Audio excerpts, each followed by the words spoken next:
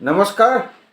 আজি আকৌ মই শ্ৰী ভাস্কৰ কুমাৰ শৰ্মা অধিবক্তা গুৱাহাটী উচ্চ ন্যায়ালয় আপোনালোকৰ সন্মুখত উপস্থিত হৈছোঁ আইনৰ এটা বিষয়বস্তু লৈ। এই বিষয়বস্তুলৈ যোৱাৰ আগতে মোৰ যিসকল নতুন দৰ্শক তেওঁলোকক মই অনুৰোধ কৰিম মোৰ চেনেলটো যাতে ছাবস্ক্ৰাইব কৰি লয়, লাইক কৰে, শ্বেয়াৰ কৰে আৰু কমেণ্ট কৰে। আৰু যিসকল ব্যক্তি বা লোকে অলৰেডি লাইক, শ্বেয়াৰ, কমেণ্ট আৰু ছাবস্ক্ৰাইব কৰিছে তেওঁলোকক মই আন্তৰিক ধন্যবাদ জনাইছোঁ। আৰু যিসকল ব্যক্তি বা লোকে মোৰ এই ভিডিঅ'সমূহ চাই আইনৰ বিষয়ে কিবা এটা জানিবলৈ সক্ষম হৈছে অথবা লাভৱান হৈছে তেওঁলোকে নিশ্চয়কৈ মোৰ চেনেলটো ছাবস্ক্ৰাইব কৰি ল'ব বুলি মই আশাবাদী, লগতে লাইক, শ্বেয়াৰ, কমেণ্ট কৰিব বুলি মই আশাবাদী। আৰু এটা মই বিনম্ৰ অনুৰোধ কৰিব বিচাৰিছোঁ, সেইটো হৈছে যিসকল ব্যক্তিয়ে মোৰ এই ভিডিঅ'সমূহ চায় সেই ভিডিঅ'সমূহ যাতে অন্তলৈকে চায়, শেষলৈকে চায়, আধাতে স্কিপ কৰি আধাতে সমাপ্ত কৰি নাচায়। তেনেকৈ চালে বিষয়বস্তুটো বুজি পোৱাত অলপ জটিল হ'ব পাৰে, কাৰণ আপোনালোকে এইটো সকলোৱে জানে যে আইনৰ বিষয়বস্তুবিলাক অলপ আওপকীয়া। সেইকাৰণে বিনম্ৰ অনুৰোধটো কৰিছোঁ আৰু আপোনালোকে এই অনুৰোধটো ৰক্ষা কৰিব বুলি মই আশাবাদী। আজি যিটো বিষয়বস্তু মই উত্থাপন কৰিব বিচাৰিছোঁ সেই বিষয়বস্তুটো হৈছে, যদি কোনোবা ব্যক্তিয়ে আপোনাৰ লগত কাজিয়া কৰি বা আপোনাৰ প্ৰতি কিবা আখেজ আছে, ফল্ছ FIR এখন এজাহাৰ এখন দাখিল কৰিলে থানাত। এতিয়া সেই ফল্ছ এজাহাৰখন অথবা FIRখন যে আপোনাৰ এগেইনষ্টত দাখিল কৰিলে, খঙতে হওক, আপোনাক হিংসা কৰিয়ে হওক, অথবা আপোনাৰ প্ৰতি কিবা আখেজ আছে আৰু আপোনাক হেৰাছমেণ্ট দিবৰ কাৰণে এখন ফল্ছ FIR অৰ্থাৎ এজাহাৰ দাখিল কৰিলে থানাত। এতিয়া ফল্ছ FIRখন আপুনি ফেচ কৰিব লাগিল। এতিয়া এই ফল্ছ FIRখন যদি দাখিল হ'ল আপোনাৰ এগেইনষ্টত, তেতিয়াহ'লে আপুনি কি কৰা উচিত বা কি ষ্টেপ ল'ব লাগিব, এই বিষয়ে চমুকৈ মই আলোকপাত কৰিম, অলপ মন দি শুনিব। If you are facing a false information report, you can take several steps. যদি এখন ফল্ছ FIR অথবা এজাহাৰৰ সন্মুখীন হ'ব লগা হৈছে আপুনি, তেতিয়াহ'লে কেতবোৰ ষ্টেপ আপুনি ল'ব পাৰে বা কেতবোৰ ৰিমেডি আছে, সেই ৰিমেডিবিলাক আপুনি ল'ব পাৰে। এক নম্বৰতে হৈছে file a petition for quashing. False FIRখন ফাইল কৰাৰ লগে লগে আপুনি গম পাইছে যে FIRখন ফল্ছ, মোক হেৰাছমেণ্ট দিবৰ কাৰণে ফাইল কৰিছে। তেতিয়াহ'লে প্ৰথম ৰিমেডিটো হৈছে, প্ৰথম ষ্টেপটো হৈছে আপুনি পিটিশ্যন এখন ফাইল কৰিব পাৰে কোৱাছিঙৰ কাৰণে FIRখন হাইকোৰ্টত। এতিয়া কোৱাছিঙৰ অৰ্থ হৈছে FIRখন ইনভেলিড ঘোষণা কৰা, অৰ্থাৎ FIRখন ভেলিড নহয়, যিহেতু এখন ফল্ছ FIR। এতিয়া আপুনি যে কোৱাছিঙৰ কাৰণে ফাইল কৰিব, তাৰে ছেকশ্যনটো হৈছে 528, 528 ধাৰা, আৰু আইনখনৰ নাম হৈছে ভাৰতীয় নাগৰিক সুৰক্ষা সংহিতা 2023। আণ্ডাৰ ছেকশ্যন 528 এই ছেকশ্যনৰ আধাৰত আপুনি কোৱাছিঙৰ কাৰণে যাব পাৰে। আগতে CRPCখনৰ প্ৰচলন আছিলে, তাৰে ছেকশ্যনটো আছিল 482। যিহেতু CRPCখনৰ ঠাইত এতিয়া নতুন আইনখন আহিছে, সেই আইনখনৰ মতে 528 ধাৰাত অৰ্থাৎ ছেকশ্যন 528 এই ধাৰাত আপুনি আবেদন পত্ৰ দিব পাৰে FIRখন কোৱাছিঙৰ কাৰণে। আৰু কোৰ্টে কোৱাছিঙৰ কাৰণে যিখন আপুনি আবেদন পত্ৰ দাখিল কৰিব, সেইখন কোৰ্টে এণ্টাৰটেইন কৰিব, এডমিট কৰিব, যদিহে কোৰ্টে বিচাৰি পায় the allegations do not meet the elements to make a case for an offense. কোৱাছিঙৰ কাৰণে যিখন আবেদন পত্ৰ দিলে আপুনি, সেই আবেদন পত্ৰখন এণ্টাৰটেইন কৰিব লাগিলে কোৰ্টে বিচাৰি পাব লাগিব কেতবোৰ গ্ৰাউণ্ড।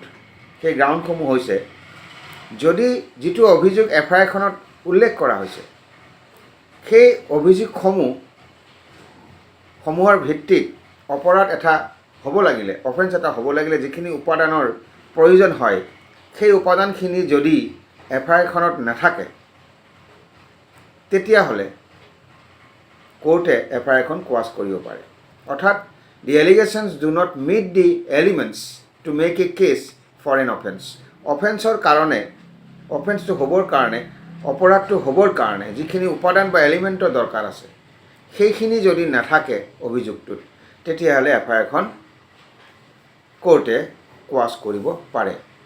ইয়াৰ 2 নম্বৰ গ্ৰাউণ্ডটো হৈছে the FIR is prohibited by the act, অৰ্থাৎ CRPC, আগৰ হ'লে CRPC হ'লহেঁতেন, আৰু এতিয়া বৰ্তমান যিখন এক্ট আছে সেইখন চমুকৈ BNSS Act 2023, অৰ্থাৎ ভাৰতীয় নাগৰিক সুৰক্ষা সংহিতা 2023। এই আইনখনে যদি এফআইআৰখন দাখিলৰ ক্ষেত্ৰত যদি কিবা প্ৰহিবিট কৰিছে, অৰ্থাৎ এফআইআৰখন ফাইল কৰিব নোৱাৰে, কেতবোৰ এফআইআৰ ফাইল কৰিব নোৱাৰে, নিষিদ্ধ কৰিছে এই আইনখনে। যদি সেই এফআইআৰখন এই আইনখনৰ মতে নিষিদ্ধ হয় বা নিষিদ্ধ কৰিছে বা তেনেকুৱা আদাৰ ৰিলেটেড লজ বা আইন যদি আছে, আইনে যদি পাৰ্মিশ্যন নিদিয়ে এফআইআৰখন ফাইল কৰাৰ ক্ষেত্ৰত, তেতিয়াহ'লে কোৰ্টে সেই এফআইআৰখন কোৱাছ কৰিব পাৰে। ইয়াৰ পিছৰটো হৈছে the allegations do not indicate a cognizable offence. সেই যিখন ফল্ছ এফআইআৰ দিছে সেই এফআইআৰখনত যিখিনি অভিযোগ উত্থাপন কৰিছে সেই অভিযোগসমূহৰ পৰা এইটো প্ৰমাণ নহয় যে সেইটো এটা কগনিজেবল অফেন্স। এতিয়া প্ৰশ্ন হৈছে কগনিজেবল অফেন্স মানে কি? কগনিজেবল অফেন্সৰ অৰ্থটো হৈছে cognizable offence is a serious crime in which a police officer can arrest the accused without a warrant and start an investigation without a court order. যিখন FIR file কৰিছে আপুনি falls বুলি ভাবিছে, তাত যিখিনি অভিযোগ উত্থাপন কৰিছে সেই অভিযোগসমূহৰ জৰিয়তে এইটো প্ৰমাণ নহয় যে সেইটো এটা কগনিজেবল অফেন্স, অৰ্থাৎ অফেন্সটো চিৰিয়াছ নহয়। যদি কোৰ্টে ভাবে যিটো অভিযোগৰ ভিত্তিত ফল্ছ এফআইআৰখন দিছে সেই অভিযোগসমূহৰ পৰা এটা কগনিজেবল অফেন্সৰ গঠন নহয়, অৰ্থাৎ কগনিজেবল অফেন্স নহয়, তেতিয়াহ'লে কোৰ্টে এফআইআৰখন কোৱাছ কৰিব পাৰে। আৰু কগনিজেবল অফেন্সৰ অৰ্থটো মই ক'লোৱেই, কগনিজেবল অফেন্স হৈছে এটা চিৰিয়াছ ক্ৰাইম, এটা গুৰুতৰ অপৰাধ, য'ত পুলিচ অফিচাৰে আপোনাক এৰেষ্ট কৰিব পাৰে উইদাউট ৱাৰেণ্ট আৰু কোৰ্টৰ অৰ্ডাৰ নোহোৱাকৈ অনুসন্ধান অথবা ইনভেষ্টিগেশ্যন কৰিব পাৰে। মনত ৰাখিব। ইয়াৰ পিছৰটো হৈছে the undisputed facts do not show' that any offence has been committed. যিখিনি ফেক্টছ এফআইআৰখনত উল্লেখ কৰিছে, অৰ্থাৎ যিখিনি ফেক্ট আনডিছপুটেড, সেই ফেক্টখিনিৰ পৰা এইটো প্ৰমাণ নহয় যে এটা অপৰাধ হৈছে, তেতিয়াও কোৰ্টে এফআইআৰখন কোৱাছ কৰিব পাৰে। এতিয়া ফল্ছ এফআইআৰখন যেতিয়া ফাইল কৰিব তেতিয়া আপুনি কেতবোৰ ষ্টেপ ল'ব পাৰে, কেতবোৰ ৰিমেডি এভেইলেবল আছে। 1 নম্বৰতে মই ক'লোঁ ফাইল এ পিটিশ্যন ফৰ কোৱাছিং, আৰু কোৱাছিং কোৰ্টে কৰিব যদি কেতবোৰ ফেক্টৰ কোৰ্টে বিচাৰি পায় আপোনাৰ আবেদনখনত, তেতিয়াহে কোৰ্টে এফআইআৰখন কোৱাছ কৰিব, অৰ্থাৎ ইনভেলিড বুলি এটা অৰ্ডাৰ পাছ কৰিব। আৰু কি গ্ৰাউণ্ডত কৰিব, গ্ৰাউণ্ডখিনি মই উল্লেখ কৰিলোঁ।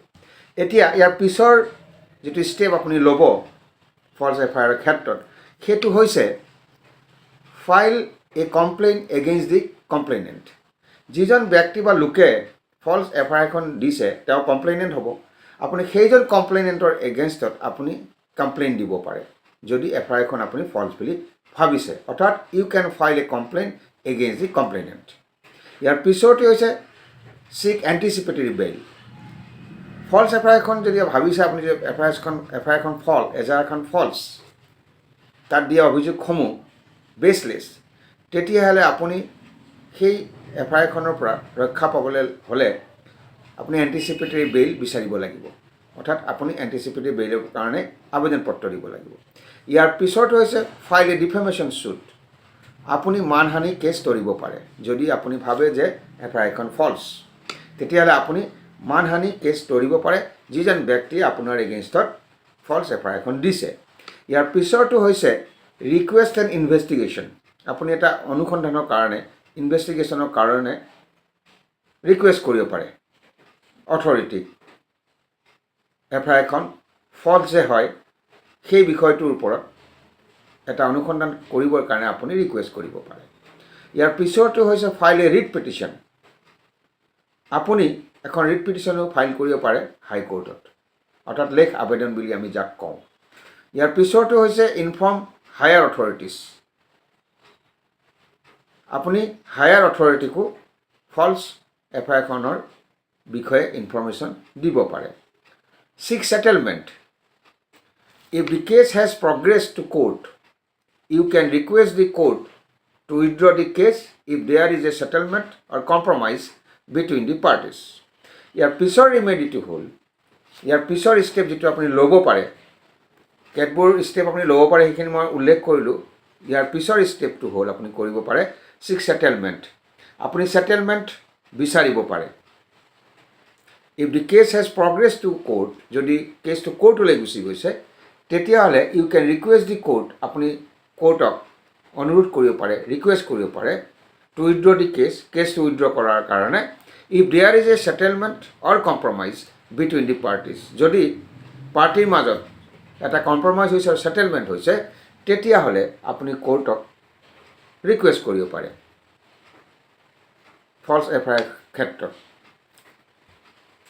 অৰ্থাৎ ফলছ এফআইআৰখন যদি আপুনি ফেচ কৰিবলগীয়া হয়, প্ৰথমটো হ'ল file a petition for quashing, ইয়াৰ পিছৰটো হ'ল file a complaint against the complainant, seek anticipatory bail, file a defamation suit, request and investigation, file a writ petition, inform higher authorities আৰু সিক সেটেলমেণ্ট। ইয়াৰ পিছৰটো হ'ল file a mutual compromise petition, আপুনি mutual compromise পিটিশ্যনো file কৰিব পাৰে false এফআইআৰৰ ক্ষেত্ৰত। If both parties have reached a compromise, they can file a mutual compromise petition before the magistrate who has jurisdiction over the case. False এফআইআৰখন file কৰিলে, file কৰাৰ পিছত আপুনি যদি ফেচ কৰিবলগীয়া হয়, মই যিখিনি ষ্টেপ ক'লোঁ বা ৰিমেডি ক'লোঁ সেইখিনি আপুনি এভেইল কৰিব পাৰে।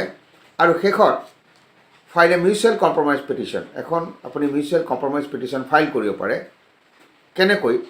If both parties have reach a compromise, যদি দুয়োটা পাৰ্টিৰ মাজত যদি কিবা কম্প্ৰমাইজ হয় তেতিয়াহ'লে they can file a mutual compromise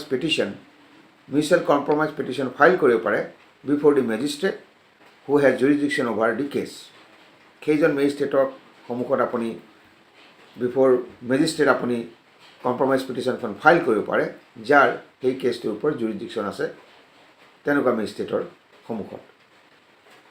এই আলোচনাৰ পৰা এটা কথা স্পষ্ট হ'ল, যদি কোনোবা ব্যক্তি বা লোকে হিংসাতে হওক, আখেজতে হওক বা কাজিয়া পেচাল কৰিলে আপোনাৰ লগত, আপোনাক বেয়া পালে, তেতিয়া এখন আপোনাক হেৰাছমেণ্ট দিবৰ কাৰণে ফলছ এফআইআৰ অৰ্থাৎ এজাহাৰ দাখিল কৰিলে। আৰু সেই ফলছ এফআইআৰখন যদি আপুনি ফেচ কৰিবলগীয়া হয়, কি ষ্টেপ ল'ব আপুনি? সেই গোটেই ষ্টেপসমূহ বা ৰিমেডিসমূহ মই আপোনালোকৰ আগত আলোকপাত কৰিলোঁ। আৰু এই আলোচনাৰ পৰা অলপ হ'লেও লাভ হৈছে বুলি মই আশা ৰাখিছোঁ। আৰু বিশেষকৈ যদি কোনোবা ব্যক্তিয়ে ফলছ এফআইআৰৰ সন্মুখীন হ'ব লগা হৈছে, ফেচ কৰিবলগীয়া হৈছে, তেওঁলোকে যদি কোনোবাই চাই আছে মোৰ এই ভিডিঅ'টো, তেওঁলোকে অলপ হ'লেও লাভৱান হৈছে বুলি মই আশা ৰাখিছোঁ। আৰু মোৰ আলোচনা আজি ইমানতে সামৰণি মাৰিছোঁ। অহা খণ্ডটিত আৰু এটা নতুন বিষয়বস্তু লৈ আপোনালোকৰ সন্মুখত উপস্থিত হ'ম। মই শ্ৰী ভাস্কৰ কুমাৰ শৰ্মা, অধিবক্তা, গুৱাহাটী উচ্চ ন্যায়ালয়, আজি বিদায় মাগিছোঁ। নমস্কাৰ।